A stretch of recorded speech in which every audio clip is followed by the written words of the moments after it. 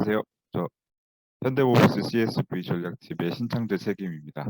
그리고 현대모비스 사례를 발표 기회를 주셔서 감사드리고요. 좀 스피디하게 진행하겠습니다. 이 사례는 뭐 베스트 사례라기보다는 저희가 그동안 많은 시행착오를 겪으면서 점점 ESG와 연계할 수 있는 방향성을 점점 맞춰가는 ING형 사례라고 보시면 되겠습니다. 일단 올해 지난달부터 저희 현대차그룹의 ESG 메시지가 새롭게 변경이 됐고요. 그 지속 가능한 미래를 향한 올바른 움직임이라고 저희가 이에 따라서 저희 현대모비스도 기존에 있는 대표 프로그램들을 다 리모델링하고 있고요. 그리고 운영 체계도 좀 더 고도화하는 작업을 하고 있습니다. 그리고 가장 중요한 것이 이제 임직원 동참 컨센서스를 강화하는 부분인데 이 부분이 저희 자기 주도 자원봉사 활동을 하게 된 시작입니다.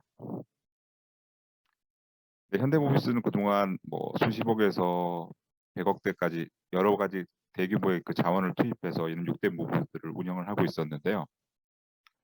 일단 기본적으로 저희가 그 새롭게 리뉴얼을 하면서 ESG를와 어떻게 연계시켜야 되나 그런 방향성을 맞추기 위해 그런 하드웨어적인 측면으로서는 가장 좋은 방법은 이런 여러 가지 국제적인 평가 기준을 고려하는 것입니다.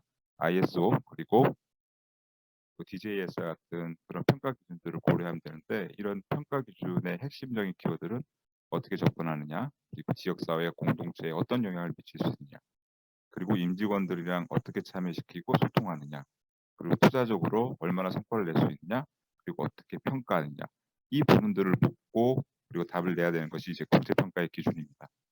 따라 저희 현대모비스도 이 기준에 맞춰서 다 리뉴얼을 지금 진행하고 있고요.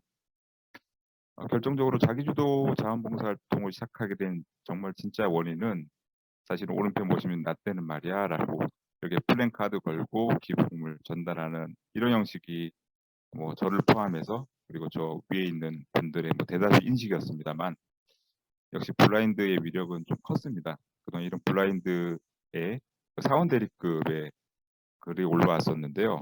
어, 오른쪽에 뭐 강제 활동은 왜 가게 하는 걸까요?의 핵심 키워드는 이제 강제징용이었고 그리고 오른쪽은 그 짬 때리기라고 해서 윗분들은 안 간다. 왜 밑에 사람들과 보내냐 그런 불만글들이 올랐죠. 이래서 좋은 활동은 다 좋은 거라는 기본적인 그런 인식을 완전히 뒤바뀌어서 당시 CEO가 그럼 자원봉사 활동은 임직원과 함께 같이 동참할 수 있도록 만들었으면 좋겠다. 그리고 임직원을 참여할 수 있는 문화로서 만들 수 있는 방안을 강구해라라고 해서 저희가 새롭게 자원봉사 부분을 리뉴얼하기 시작했습니다. 그래서 저희가 만난 프로그램이 제가 코로나 때 마침 이제 코로나 때문에 한동안 진행을 못하다가 이제 작년부터 저희가 자기주도 자원봉사 활동을 진행을 하게 됐는데 많은 기업에도 하고 있습니다만 저희는 기본적으로 재능남용, 기술학습형 그리고 노력봉사 이런 세 가지로 주로 진행을 하고 있고요. 팀당 한 300만 원 정도 가량 예산을 책정해서 지원을 하고 있습니다. 저희가 자동차 부품 산업을 선도하고 있는 기업이기도 한데요.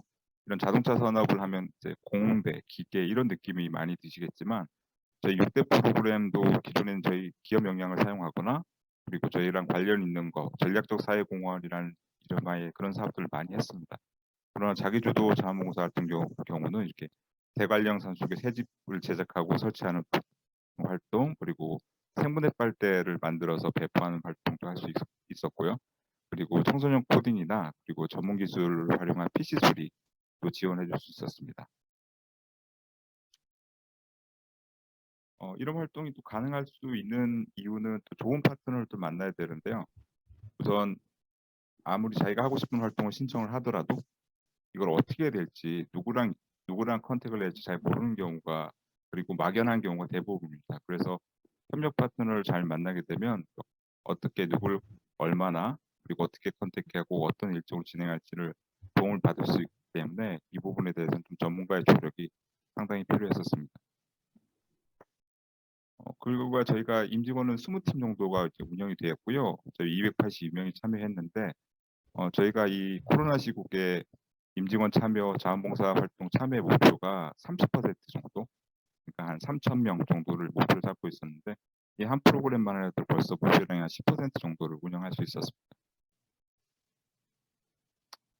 덕분에 이건 또 환경 경영 쪽이랑 요즘 한참 그 ESG랑 연계시키면 어떻게 어떤 아이템을 해야 될지 많은 고민들을 하시는데요.